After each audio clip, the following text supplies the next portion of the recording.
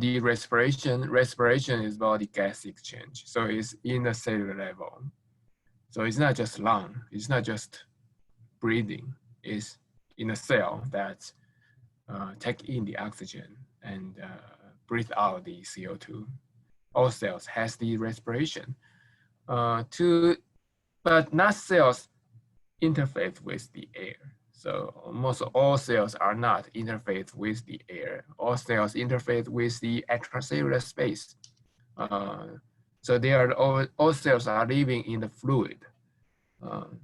They get the oxygen from blood, but not from the air. So we need to deliver that oxygen through the blood to the local tissue.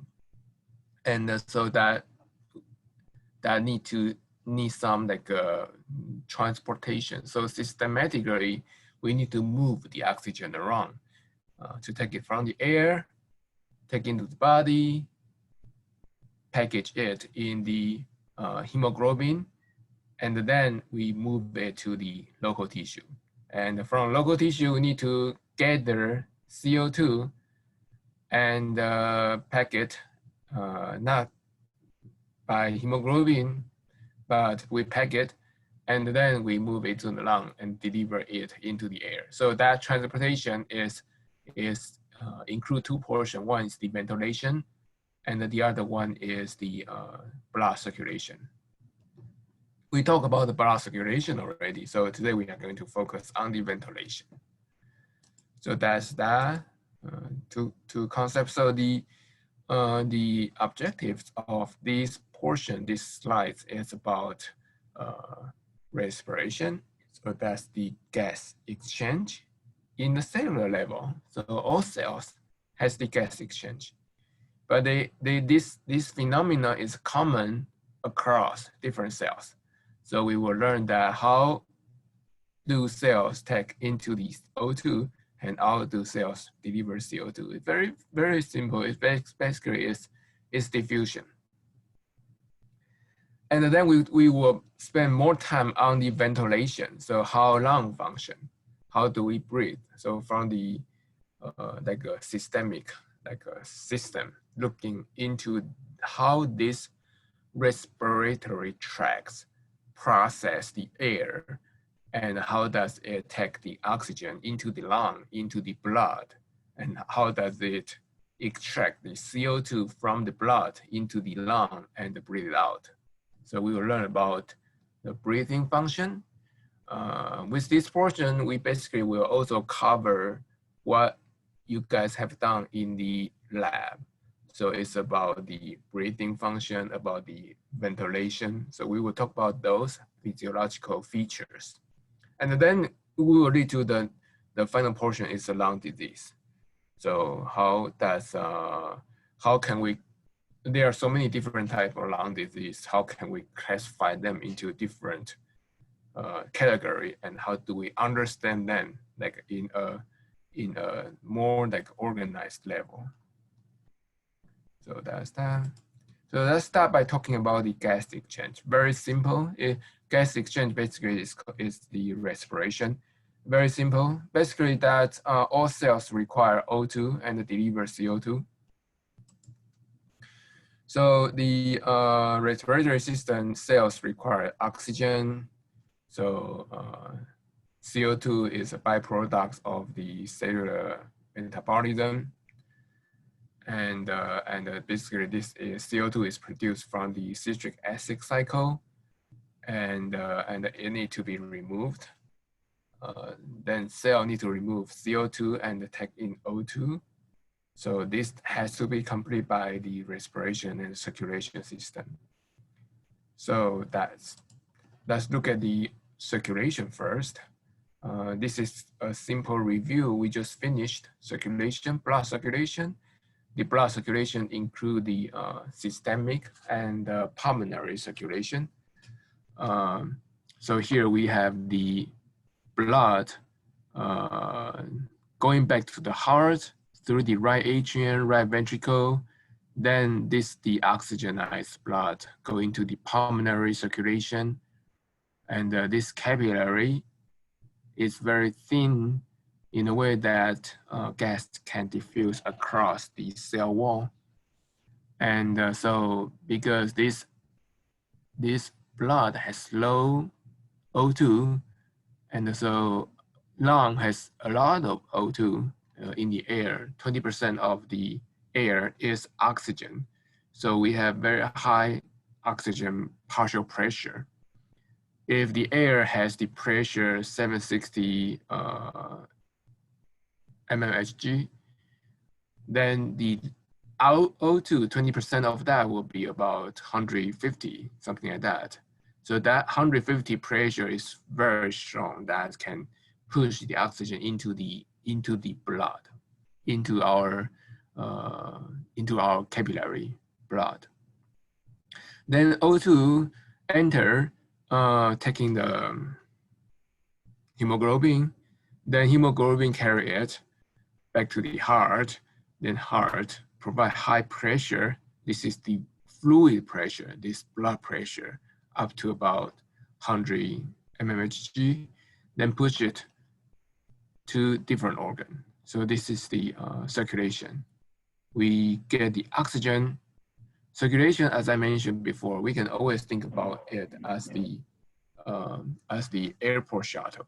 So their function basically is to move this taxi, this hemoglobin, to take the customer, the oxygen from the airport, from the lung, and then deliver into different organ system. So we talk about that, this circulation, pulmonary circulation, and the systemic circulation are connected in series. They get oxygen from the lung, then deliver this oxygen to different organ system.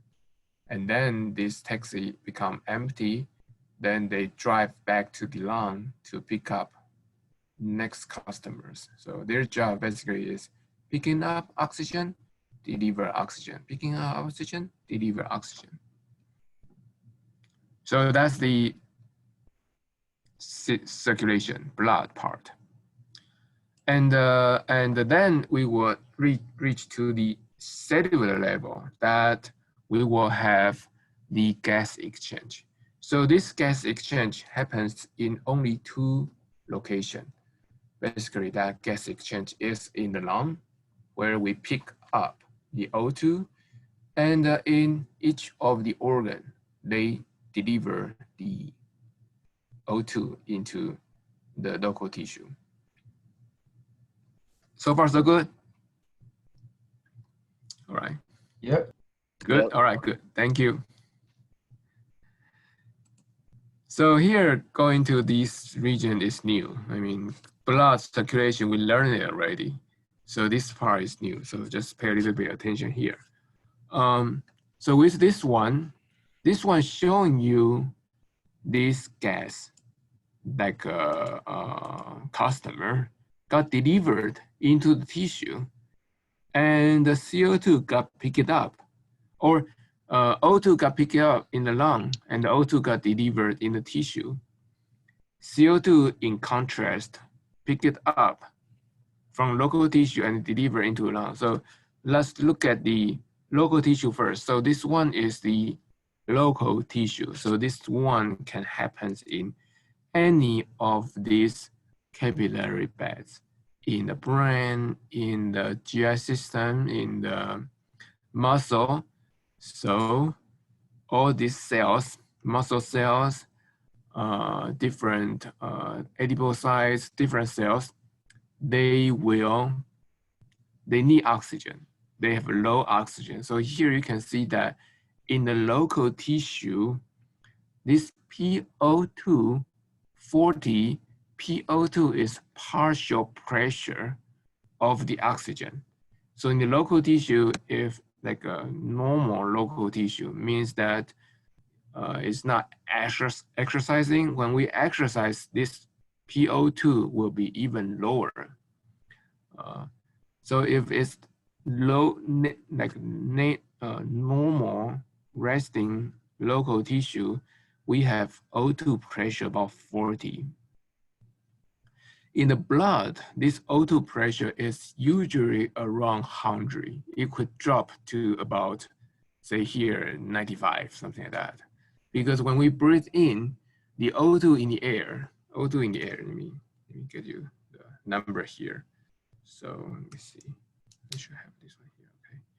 So the drawing, okay, so O2 in the air pressure is about 760 mmHg. So that's the air. Say 20% is the oxygen. So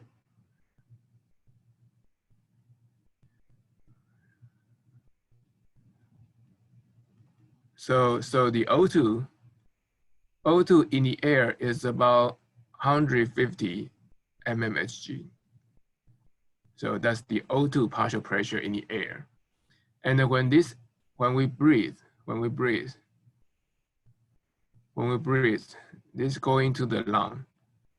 Not all of the pressure, not all of this oxygen will enter into the lung, because in the lung, our body has temperature. Our body temperature is about, say, 100 degree. This 100 degree will generate some steam, some water steam.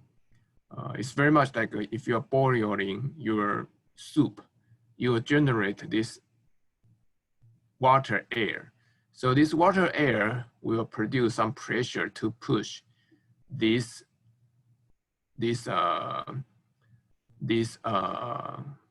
air to go in. So when the O2 reach to our alveoli, this pressure will drop down to about 100 mmHg. And this alveoli will then diffuse this O2 into our blood. So in the blood, it will be equivalent to the alveoli pressure. So in the blood, we will also have about 100 mmHg. And this 100 mmHg flowing down into the local tissue will be around 100 right here. And our local tissue has the PO2 about 40. So just by concentration gradient, this O2 will very passively move from the blood into the local tissue. And so that's the oxygen. Right here. So in the alveoli is right here. So in the alveoli, alveolus, the PO2 is about 100. It's right here. So PO2 is about 100. It will oxygenize our blood. So the blood was about 40, because here is 40, and this vein blood, the oxygenized blood will get oxygenized, and 40 compared to 100 is higher. So this will push the oxygen, and here we have almost unlimited amount of oxygen. It's connected to the outside world. So it will make our blood contains about 100 mmHg. So this is the units of the pressure into the lung, into our blood. And this 100 will flow to the local tissue, drop a little bit to about 95, and then diffuse those oxygen into the local tissue. So that's the oxygen. Any questions?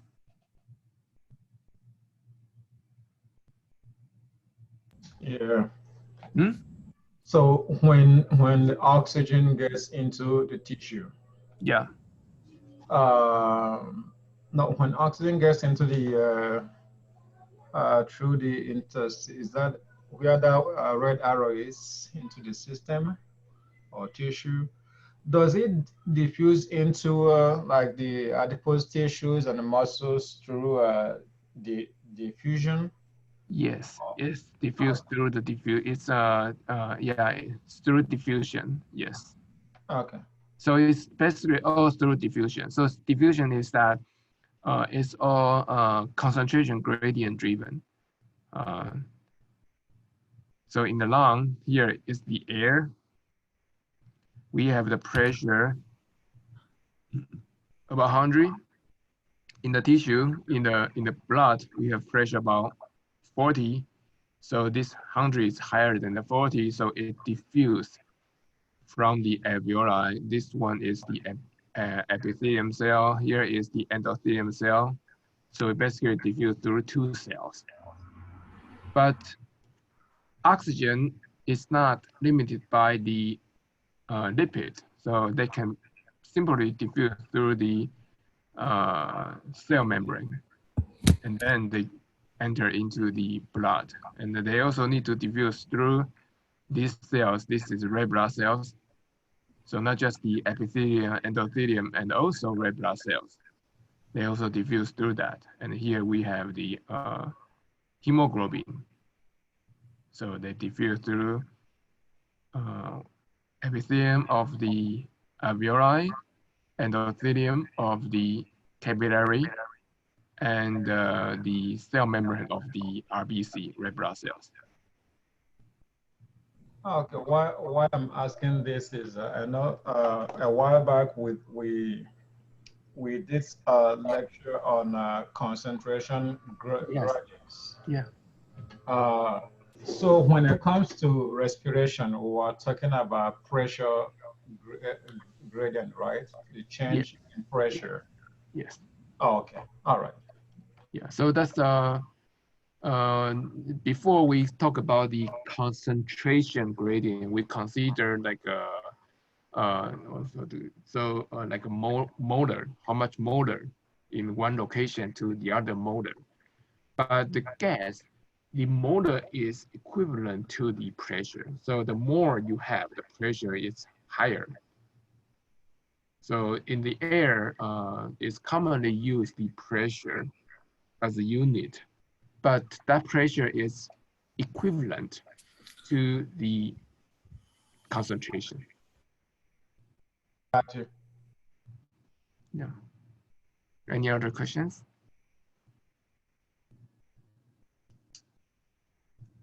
Okay.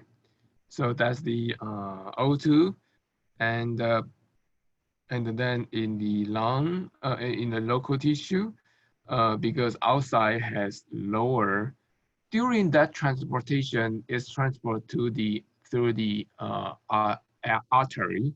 Artery has very thick vessel wall. So even though they may go through the area that doesn't have enough, I mean, it does have a low O2, but they don't diffuse out that quickly. They may diffuse a little bit because the wall is too thick.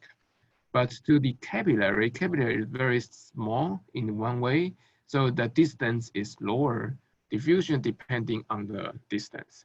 Further it goes, the diffusion rate is lower. And here is the vessel is adjacent to the local tissue. The vessel also very small. So substance can be very easily diffused into the local tissue. So that's O2. And on the other hand, we have the CO2. So in the local tissue, PCO2 is about 45. In the air, CO2 level is very low. CO2 level is only about like 0.2%. So 700 mmHg CO2 level probably less than, so 1% will be 7, 2% will be 14. So still 14 mmHg, sorry, 14 mmHg. So in the air, CO2 pressure is about 14, something that level, 12 to 14. And so with this pressure, it will flow back to the lung. It will receive the CO2 from the tissue, flow into the alveoli. Outside is about 12 here. And so the CO2 will diffuse from about 45 to drop to about 40, not equal to 12 because this is also further away. The alveoli is further away from the outside air. So this will be about 40. But so some of the CO2 will be dropped, delivered into the alveoli. And here in our alveoli, we have high concentration of CO2. And so we need to exhale it out. When we breathe in, it will refresh the amount of CO2, so it will reduce the CO2 level. If you forcefully breathe very heavily, you can clear it further. If we breathe in normal, it's still enough to provide enough fresh air in order to provide that concentration gradient to make this CO2 move from the blood into the alveoli. So,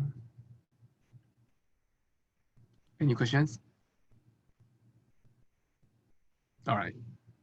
It's very easy, right? Respiration. Too much oxygen is the same as like too much CO2, right? Like the same effects happen, or can it, is it the same? Say again. I like your question. If you were to over oxygenate, Mm-hmm. does it have the same effect as like if you were taking in too much CO2?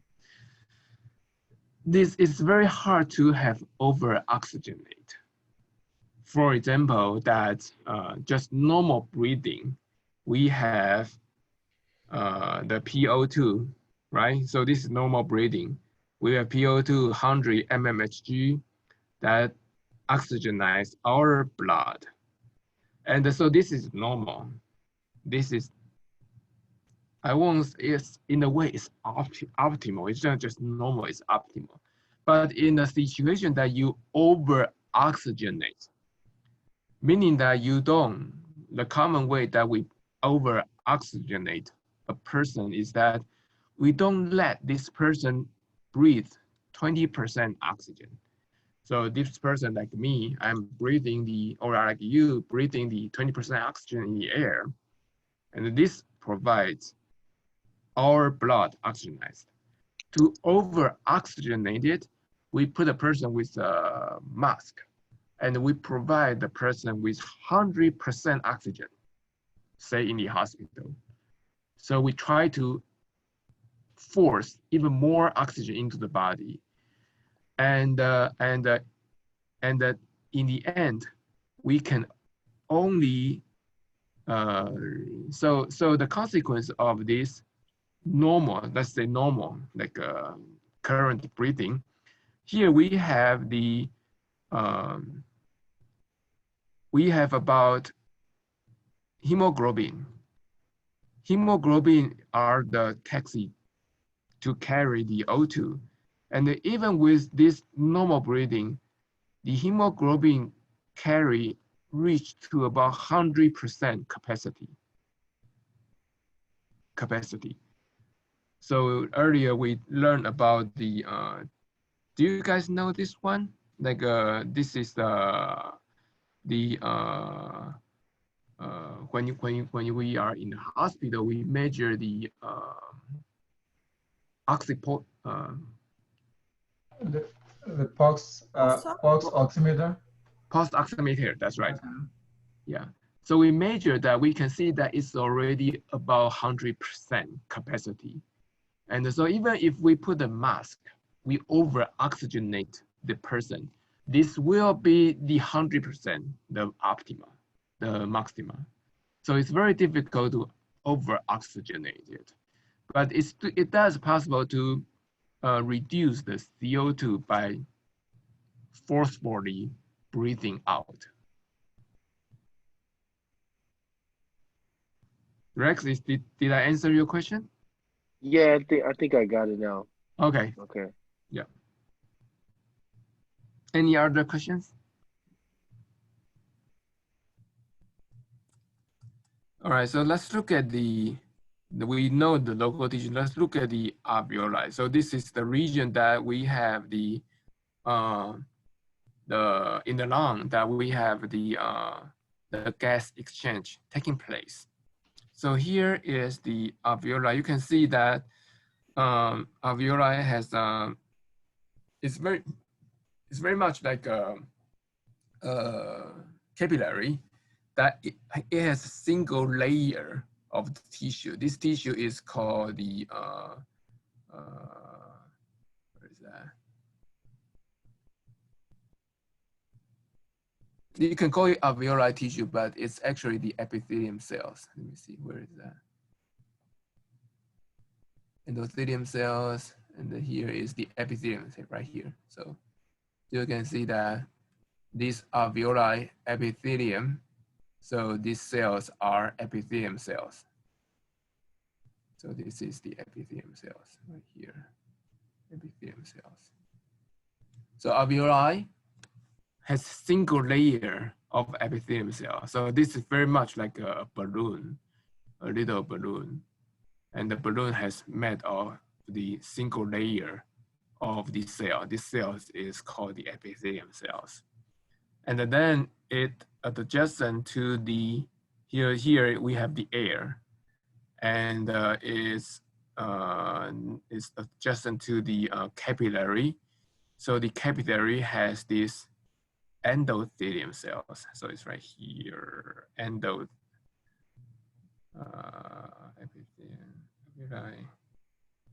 capillary endothelium cells. Capillary endothelium cells. And so, so it's very close to each other. And so oxygen can diffuse across basically 1 cell, 2 cell, 3 cells from the red blood cell. Red blood cell also has cell membrane. So O2 deliver into the red blood cells. When they deliver into the red blood cells, they are received by the hemoglobin. And from the blood, we have the CO2 delivered into the alveoli. And from the alveoli, we breathe it out. So from this figure, you just need to know that the region we have the gas exchange is in alveoli. The reason that we want to say it is that through breathing, we have the bronchial, trachea, and the bronchial, and then we have the alveoli. And only this alveoli has single layer of the structure of the alveoli wall, and that make it feasible for gas exchange. Along this traffic, this here we have thick wall, not just thick, it also contains different tissue like smooth muscle. So our trachea, our bronchial can contract due to the smooth muscle. And so this here, we don't have the gas exchange, only reach down to the alveoli or alveoli. Then we have the location where we have the gas exchange. This is also important that the lung capacity, depending on the size, the overall volume of the alveoli. So you want, like healthy people want to have a good capacity of this alveoli. Some disease in the past, like smoking, can destroy this alveoli. So it can reduce the amount of alveoli in order to reduce the capacity of our ventilation. So this alveoli is where we determine how well the person can take into each one breath. Any questions? No. All right, good. So here is the figure showing you that here is the respiration. Around here, we have the about like a vocal cord. Vocal cord. Remember this vocal cord. In the respiratory tract. Respiratory tract. Above the vocal cord is called upper respiratory tract. Lower, including this portion, is called lower respiratory tract. So that's the difference. That some disease is called low respiratory tract disease. That's a disease attacks on this portion. But some disease is called upper respiratory tract. So that includes the nose, like sneezing, throat, up to the vocal cord. This portion is called the upper respiratory tract disease. So it was, when we have this coronavirus, there was a time that there is confusion that whether this coronavirus is a lower respiratory tract disease or it's an upper respiratory tract disease. So there was a time that this is a little bit like confusion. But overall, we need to know that that's how we set the difference. Some disease, they happens in the lower, some disease, it happens to the upper. And the lower and the upper, one is higher, the other one is lower. The threshold, the border is the vocal cord, Please, this one, I don't understand why, but people get confused. We don't have the quiz, but in the past, this happens to me many times. Like, where is the upper respiratory tract? I will say that above the vocal cord, lower than the vocal cord, above the trachea, something like that, and people get confused. Lower respiratory tract is not upper, it's not higher above the vocal cord, it's lower than the vocal cord. Any questions? So this is so overall, this respiratory tract, they cannot take oxygen. No matter how well you have this tract, you won't get oxygen there. Only until you reach this alveoli. So here we have, you can see that here is the, what's this one? Bronchial. Bronchial has, this probably is the smooth muscle, I would think, yeah, here. So this tract is very much like our blood vessel. It contains the smooth muscle. So it can restrain, it can open. When would it open? Usually when you are in the exercise, you're working on the exercise. Sympathetic nerve can act on this one to make it smooth cells to open, so you can breathe in more air. So when you exercise, they relax, they let you breathe in more air. So this trachea, and because of this thick wall, there's no gas exchange. Only until the air reaches down to this alveoli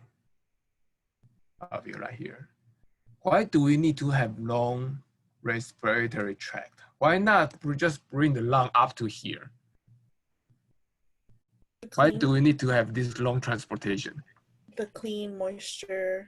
Clean moisture, smart, yeah. So when we breathe in airs, right? We can live in like a desert, very hot, or we can live in the North Pole, very cold.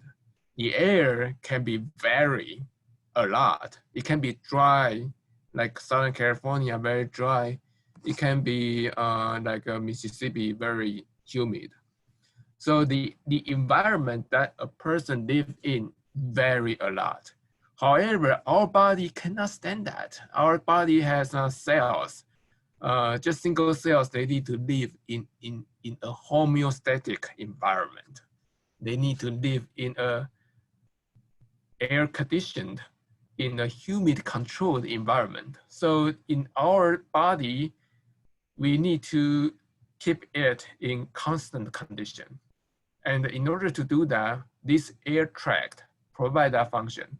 What function? Two functions. One is the humidify, as Anna said, humidify. So the air here, we have moisture. I mean, we have the temperature. So it provides the kind of like a boiling pot. So it provides the water air to moisturize this air. So when the air reach to our lung, it's well moisturized. It also provides this tract. Here we have a blood. Blood basically is a way to modulate our temperature. So the air, no matter how hot or how cold outside it is, when it reaches to our lung, it will be the same temperature. It doesn't really matter where the location that the person is. So this tract is important in order to humidify the air and provide a constant temperature. Any other questions?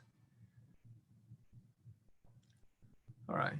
So here is the microstructure picture of the alveoli. So you can see that this is each one of these. We have this duct, basically that alveoli is very much like a grape. So they connect with this duct, and the alveoli is these little grapes. So what's the cell to form each alveoli? This single cell. Epithelium cell, thank you so much. Yeah, so that's the epithelium cell. So this is a raw respiratory tract. The major part is the alveoli. And this is the air sacs comprised of simple aquamose epithelium cells. We didn't really spend time talking about different type of the epithelium cells. So don't need to worry about this aquamose, but just remember that it's epithelium cells, epithelium tissue. This is functional unit of the lung, meaning that each sac can conduct air exchange. The more you have it, the higher capacity the lung can process the air exchange. And the air, the gas change between the respiration and the circulation system by diffusion. So it's moving from the air into the water, into the fluid. In the fluid, it finds gas diffuse in the fluid. The rate is very low. Say you want to like dissolve some O2 in the water, in the fluid, that concentration will be very low. So we cannot rely on it just by simple diffusion. We need to capture those oxygen. And the way that we capture it is hemoglobin. So hemoglobin to capture this oxygen. This air sac has the proteins called surfactant. So this probably is a new term you guys need to memorize, surfactant. Surfactant is a component that's, because here in the air sac, right? This is the air sac. Is this air sac, is this surface, let's say this surface,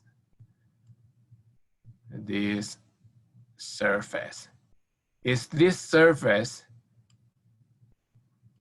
dry, or this surface is wet? Wet.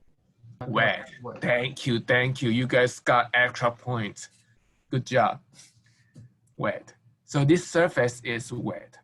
In order, but if we just keep a simple drop of fluid, say if this is a table, you put a drop of fluid on the table, you will see it form like a droplet. If you put the water here, they will simply form a droplet. And that's not good because then we have a sac, not the air, but a sac of water. Make sense? Okay, good, thank you. I assume that makes sense.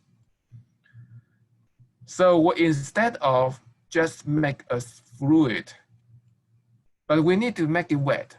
So in order to make this fluid there, but not forming a droplet, we need some chemical components, and that's the surfactant. When there's a surfactant, this fluid will lose. The reason that it forms a droplet is because that the water has surface tension. So water forms this surface tension, and this surface tension hold this water, even though there is not in like a plastic package. Just surface tension can form water in the droplet, like a little bubble. But this surfactant can destroy that surface tension. So the water cannot hold together. It doesn't have the force to hold together as a droplet anymore. It will be collapsed. So this water will be collapsed. And instead of holding a droplet, it will be collapsed and attached to the alveoli wall. So this surfactant is important in a way that it can prevent the, in a way that's kind of like edema, but fluid, prevent the fluid accumulate in the alveoli. They can make the airway dry and still keep the surface wet. Any questions? So this is a term that you must know, that the major chemical or proteins to maintain the air sac dry, this sac to be dry, not wet, not entirely wet, is the surfactant.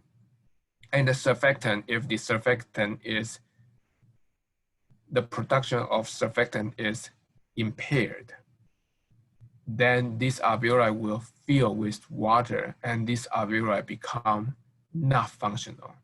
And that basically in a way to reduce the lung capacity. Good? So this is a keyword you must know. So common question would be, what's the chemical or protein structure or chemical structure needed to in the alveoli to keep the air sac dry? And that's the surfactant. And the surfactant, another question is that surfactant increase or decrease water surface tension. Decrease? Decrease, that's right. It decreased the water surface tension. So this is also important. Even though it's just two like option, decrease. It decreased the water surface tension.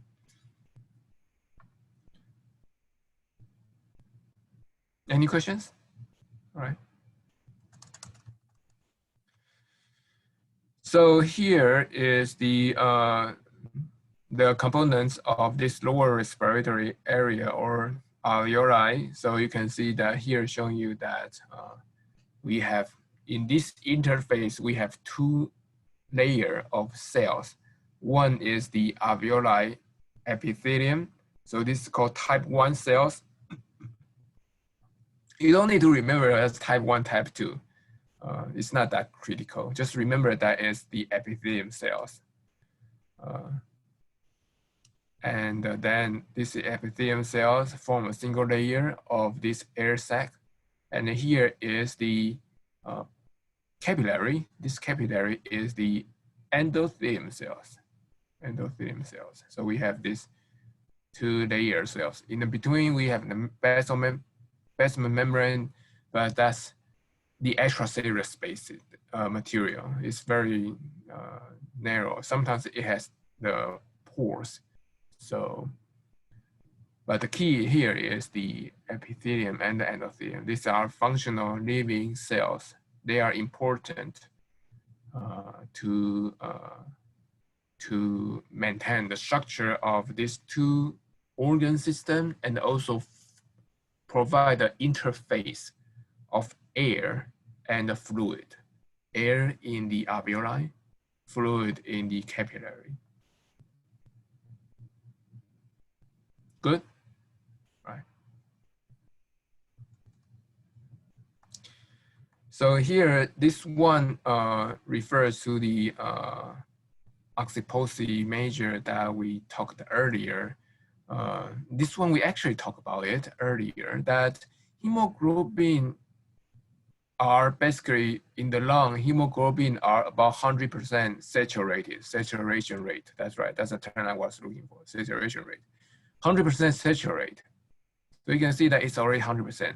And that 100% is respond to the 100 mmHg O2 level. So this 100 mmHg basically is relatively equivalent to how much we breathe in our air. So in the outside air, it's about 150 as we calculate, 152 mmHg as we calculated earlier, like it here. So here, 760 times 20% is about 152. So in the air, we breathe in 152. And when we take into our alveoli, because in the, yes? All right. So because in the alveoli, we have this evaporation pressure from our water. So it would drop down to about 100. But even with just that 100 mmHg, that pressure is high enough to saturate 100% of our hemoglobin. So 100%. And if the person put on the mask to breathe in 100% O2, we cannot make it even higher. It's already fully occupied by the oxygen. So that work. I mean, for the person to breathe in 100% O2 will work only for the patient which has very low oxygen capacity. I mean, oxygen saturation rate in the beginning. For example, the patients who is rescued from like a fire house, their blood has lost oxygen supply for a long time. So their O2 saturation is very low. And for that, you put it 100% oxygen will very quickly help this person to regain their O2 capacity. Or if the person breathed in, another one is if the person breathed in CO. CO is toxic because CO occupies the hemoglobin. And so in order to push that CO out, higher O2 pressure by breathing in 100% oxygen into the lung would also help. So here is that in the lung, it's 100% carried, occupied. And then when the blood go into the local tissue, in the local tissue, it's about 40 or around that. So around here. And so because outside is lower, tissue has lower O2 partial pressure, this So in here we have the taxi driver full capacity carry 4 O2, and then they drive down to the local tissue. When they are in the local tissue, outside is so dry, I mean no oxygen, and so this O2 will jump out. Not completely, because it's not like zero. Outside is not like zero O2. It has about 40 mmHg, so they will drop from 100 to 40. Say they will drop about like 60%. And so if this 4 will be probably remain only 1 here, and then this one will go back here, and to pick up another O2 and drive down here to deliver the O2. So here is that this oxygen affinity to hemoglobin depends on the outside oxygen pressure. If the outside oxygen pressure is high, say 100, like large, like force, blow a lot of oxygen into this taxi driver, taxi, then a lot of O2 will bind on it. But in the local tissue, the tissue require oxygen, so they suck all the oxygen. Then the O2 in the taxi will not sucked to the tissue, and so they will leave. Any questions? So just some terminology, just you need to know that it's called oxygen saturation pressure. So this is a term that you need to know. Another term is that this curve has a name. It's called oxygen dissociation curve. So if somebody mentioned about it, at least you know that, oh, that's about that. When somebody mentioned about the O2 saturation, it means that how much O2 taking in the taxi. If it's 100%, hemoglobin can carry, each hemoglobin can carry 4 oxygen. If it's 100% saturation, means that it's fully occupied by hemoglobin, by oxygen. If it's 40%, it means that about 60% of the oxygen left. So this saturation, it's about how much oxygen occupied each hemoglobin. Is this like the one we went over during cellular respiration? It's the one we went over through the blood. Oh, the blood, okay. Right. Do you guys remember that when we talk about the red blood cell, white blood cells, and the function of the red blood cells is to carry oxygen. And the function that red blood cell can carry oxygen is because that red blood cells has hemoglobin. So we did mention about it earlier. It's in the blood very earlier. And you carry less O2 when you're exercising, and you carry more O2 when you're resting, right? Is that what that's showing? It means that if you exercise, your tissue, say here is a room. Here is like a mall. Say this is a mall. And here is your taxi. You bring in oxygen from the airport. Okay, from the airport. And you carry this oxygen to the airport. If you're not exercising, this mall has some O2. So the pressure is about 40. So they don't drop a lot more. But if you are exercising, if the person is exercising, then it use all the O2. This here will be very empty. So when taxi bring the oxygen here, this outside is very low, lower down to about 20 compared to the 40 or 50. So in this environment, the dissociation curve will drop down here, and it means that the affinity of O2 to the hemoglobin is reduced. And this O2 will then move from the hemoglobin with larger dissociation rate down to the local tissue.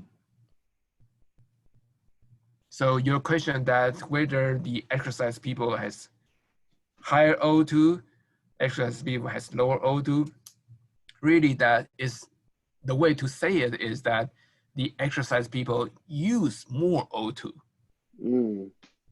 And by using more O2, they actually get more O2. So the overall level is the same. They use more, they get more. The people who is not doing exercising, they use less and they get less. But the overall level is also the same. Our body will try to maintain a good homeostatic level. For the people who exercise, they use more, they get more. They also will open up this trachea to make the person breathe in more. The person, when they exercise, they will also increase the breathing to breathe faster so they can take in more oxygen. All right. So that's the basic.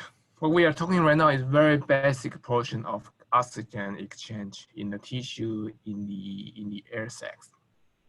The next one, we are going to talk about something more detail, talking into the detail about how this phenomena is achieved in our local tissue. So this one is oxygen transport in the blood. So the key message here is that oxygen transport in the blood by hemoglobin. So that's something you must know, hemoglobin. So hemoglobin is the protein to carry oxygen. And let's look at this chart here. So here is that in the lung, we have the O2. Here we have the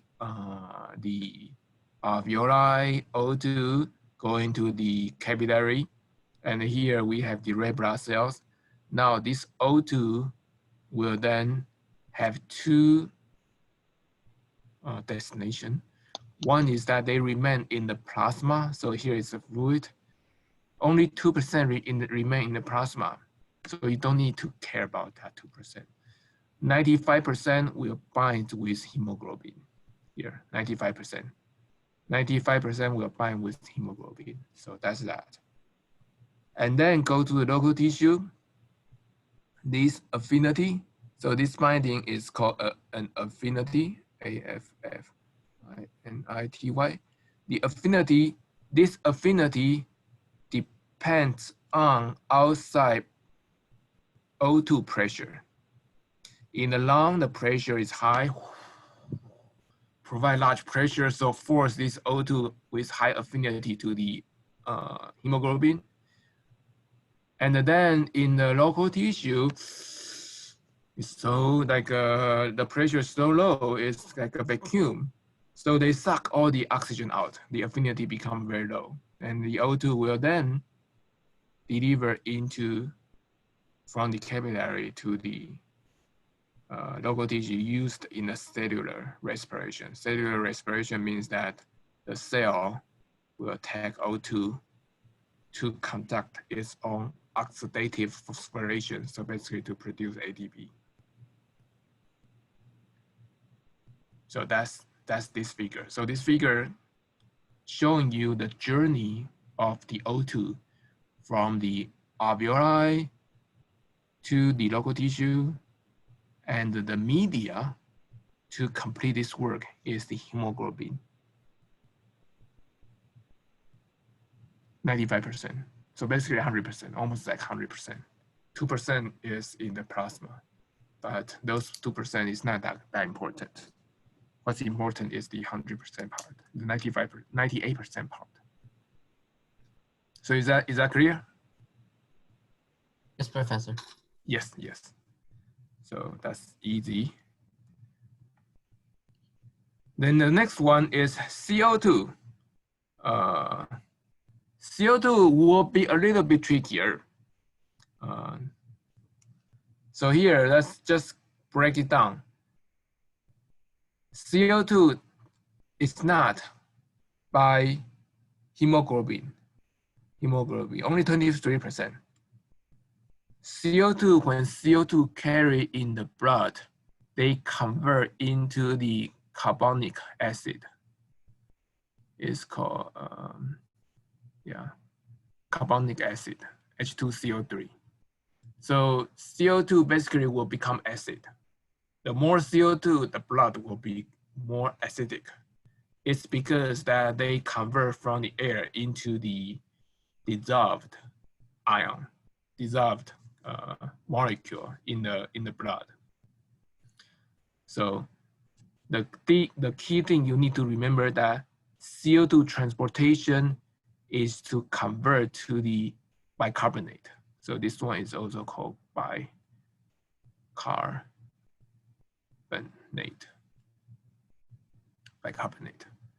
So that's the key thing. O2 is hemoglobin. CO2 is bicarbonate, HCO3 minus.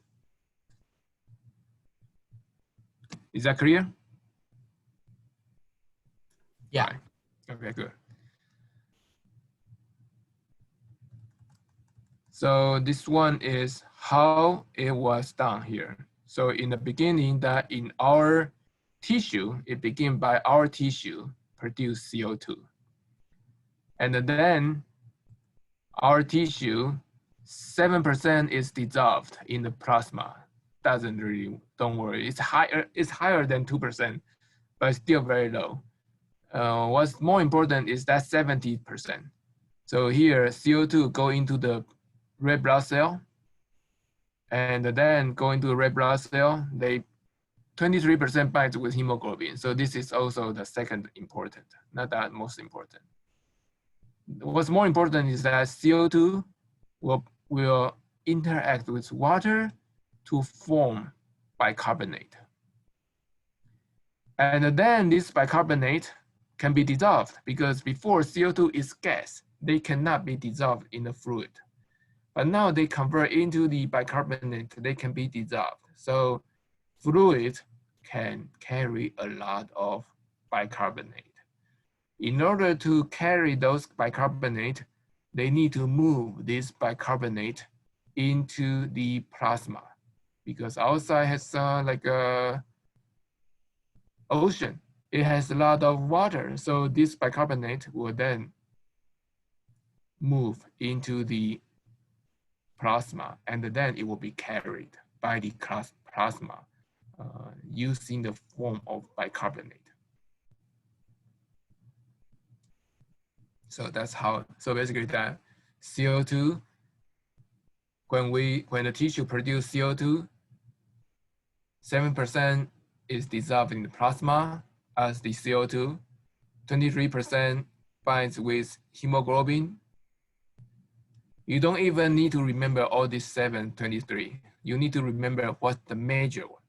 The major one is to convert into bicarbonate. And this bicarbonate, so first is bicarbonate. The second is that this bicarbonate is carried in the plasma. Because in the red blood cell, it has limited space. So it can only take so much of the bicarbonate. Only when it's moved to the plasma, it can carry a lot. As long as you have fluid, it can carry a lot. So that basically is that. Any questions? So here's O2. O2, right here, right? No. Right, okay. So basically we need to remember is that O2 is on the hemoglobin. And the CO2 is carried in the form as the bicarbonate, CO3 minus, in plasma.